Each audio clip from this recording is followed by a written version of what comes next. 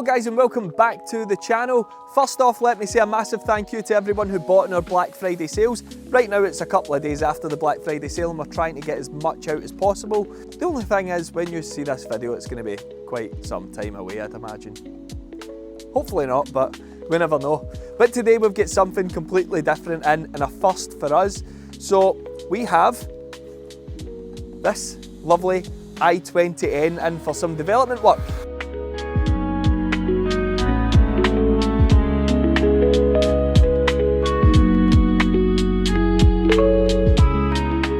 This car belongs to my good friend Simon at Psycho Developments. On this car he's got his nice fancy new induction kit on it, which we'll go through a little bit more on later. It's got nothing else except 99 RON fuel. It's absolutely bog standard and will be a nice platform for us to start development work on. Today we're going to be working on the LP tuning module. Hopefully it's going to be pretty straightforward. Everything will just work straight away and we should see some good gains. But first things first, we'll need to get it on the dyno, see how it runs, and then get it all plugged in and go from there. So let's have a wee look at what's on the car currently. This car features the 1.6 turbo engine from Hyundai. It seems to be a good little engine as far as the feedback's going from what we can see from other people, but we've never had one in to work on for ourselves, so this is going to be quite an interesting project for us. Si has upgraded the car using his new Psycho Developments intake. Across other platforms we've always found the SD intakes tend to perform the best overall. Now why is that? Because the heat shield design is usually absolutely spot on.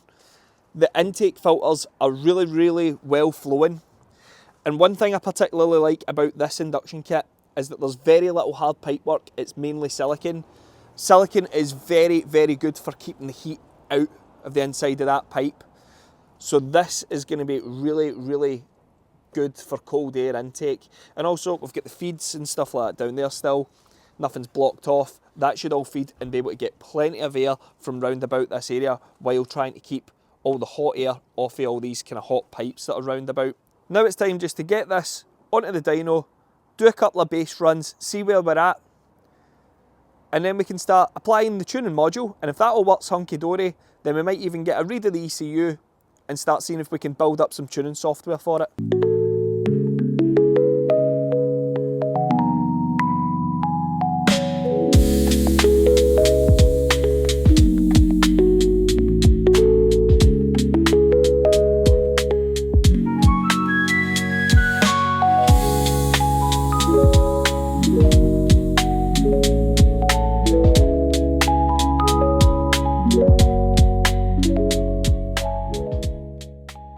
Well, I'm not entirely sure how I feel about this angle. I think this is the first time I've ever done this angle, so I might feel a wee bit awkward for the first time.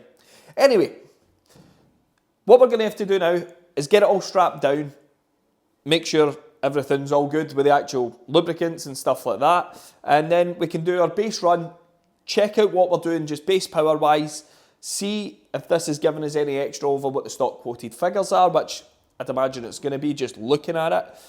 And then we're going to apply the tuning module, see what extra gains we can get from that, play about with some of the settings because our one comes with Bluetooth. And if that all works out fine, we're going to unhook that, take a bench read just as a backup, and then try and see if we can tune this car through the OBD. Now this is the first one of these I've ever done. The ECU is totally different to what I'm used to working on, so there might be quite a bit of a learning curve involved in this one. As you would have seen, probably the same with the i30Ns, but with this car, it's going to be small increment changes to get us to where we need to be and then see where we go from there. The good thing with the tuning module is that we can send this out to people and people can just install it themselves. It's fit and forget and it'll just work. That is what we aim to have, is an end user solution that actually works really well. But if you want to come and get something a little bit more tailored, then you can come here or one of our dealers, get it onto the rolling road and see what it does. But first things first, we need to check the likes of the oil and stuff like that, get it all strapped down, and then let's see if we can make some power.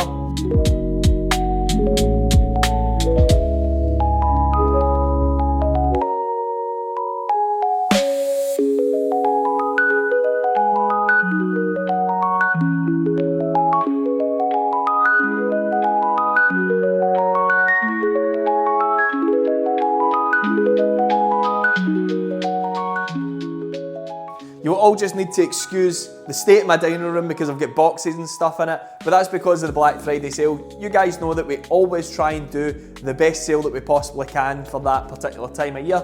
I don't think that doing it for a full week or whatever works. It's not the idea behind Black Friday. The idea behind Black Friday is that it's 1 day or 2 days, Cyber Monday as well if you class that, of really good sales, and then it just goes away, and that's that, because you couldn't possibly sustain the kind of levels of discount that you get, and we also get extra discount for that weekend from our suppliers. It's more about giving back. So for us, it's always really, really successful. Of course, it runs between the Friday and the Monday for us, because a weekend I can't exactly come in and disable everything. I just let it run and it works out fine enough.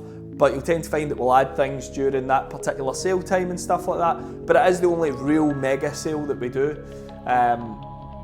So many people purchase many things, and once again, we just want to say thanks for that. But now back to the i20N. So this is meant to be like 197 brake horsepower standard. Because of the big SD air intake, I'd imagine it's actually going to do a little bit more than that.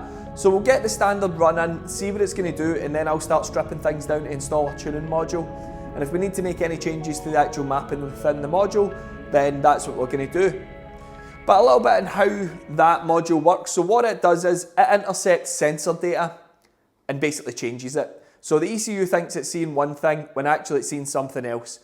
That means that we can still keep things within a certain parameter, it's just the ECU's calculations are a little bit different, and that's how it ends up making the extra power. That is it basically in a nutshell. So what I'm going to do also is I'm going to gather some basic stock logs of this car to see what it's doing boost wise, lambda, and all the other things like spark advance, etc. I'm not particularly sure exactly how much it should be doing, but I'll find all that out once I start looking at the data.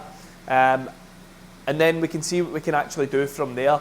Now the thing is, I can't log the car through my logger once I apply the tuning module, but the tuning module can log the car independently anyway. So we'll know what it's doing either way versus what it's doing with everything else. So let's get our tools hooked up to this, see what the car does stock, see how much power we've got, and then let's see how much extra power we can gain.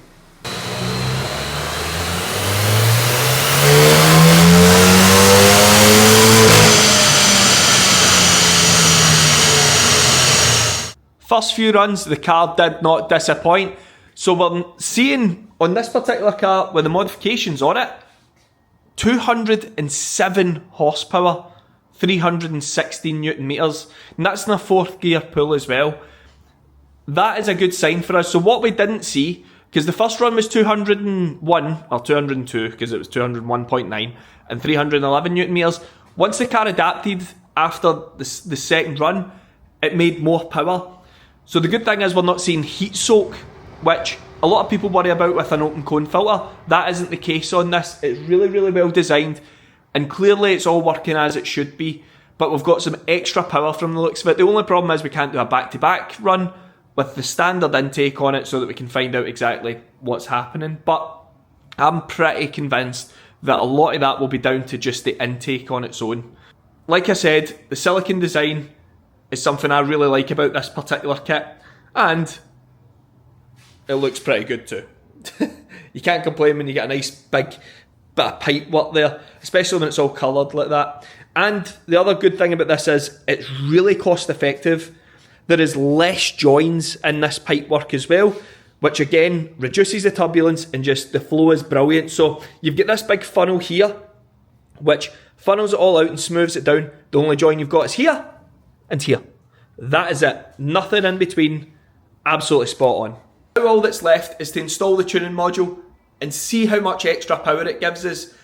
Just with the way this standard car runs, looking at the AFR and stuff like that, I think this is going to be quite good and give us a nice gain. So what we now have is the module installed, the sensors that it needs to go into, it's into all them. Now all we need to do, run the car and see if it gives us any extra horsepower. It's on the base map for now, and then if anything we can give it a few tweaks and see how much extra power we can make with it. I would like to see about 230 brake, maybe even a little bit more, that would be nice. This is on temporary. This isn't fully fitted and fully finished yet. We've just plugged it in for the now because there's every chance that we're going to take this off and do some actual tuning with it and see if we can get any more out of it or what way we can do things. But for now, we're going to try this, which is the end user solution, and see how much power it makes.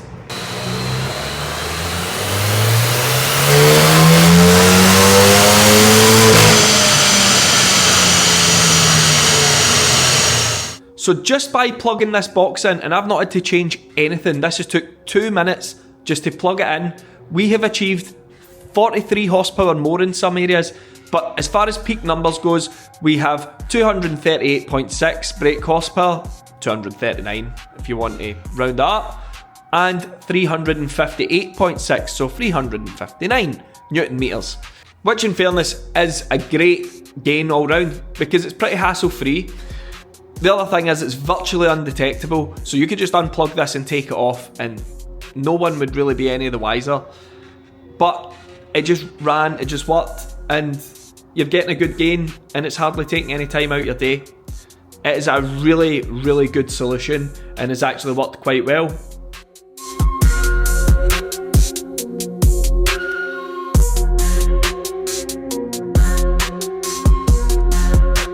So I now have the very first version of the map file onto the car and the car has started.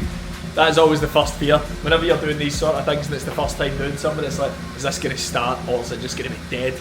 But it started up, so I made a couple of changes all round. Hopefully we're going to see a little increase in power. There is every chance it's going to get into limp mode. Like I said, this isn't a car I normally work on or have any experience with this ECU version, but there is a couple of things that I see in there where I'm like, alright, that makes sense, I kind of understand that. Hopefully it's going to go on and make us some nice extra power.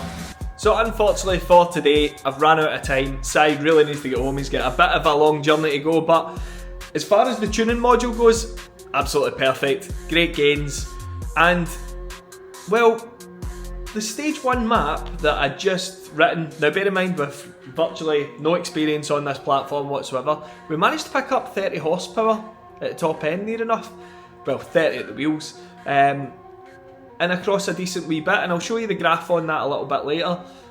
But that's only version 1, and that was with me hardly even pushing it, hardly going anywhere, so I think this platform's still got a lot to give.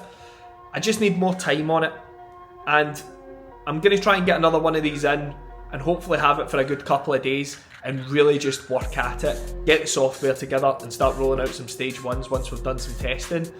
But right now, I'm more than happy about how the box has performed. So what we're going to do now is flash the original ECU software back on so that we can safely put the LP power module back on this car, and then we are going to have all the power in the world for what we need. You know, we're going to have 238 brake horsepower with 360 Newton meters nearly, so that's going to be more than enough in one of these. If I can make that, or just even a little bit more torque and maybe change it about a little bit with the mapping software, then it's going to be great. But bang for buck, the LP power module is going to be absolutely spot on, and you can get that from either ourselves or through Psycho Developments, who's the owner of this car, who was nice enough to actually give us it to give this a shot on. So we hope you've enjoyed today's video, guys. Please make sure to like, comment and subscribe, check out Psycho Developments, and make sure to have a look at our website as well. Until next time, cheers.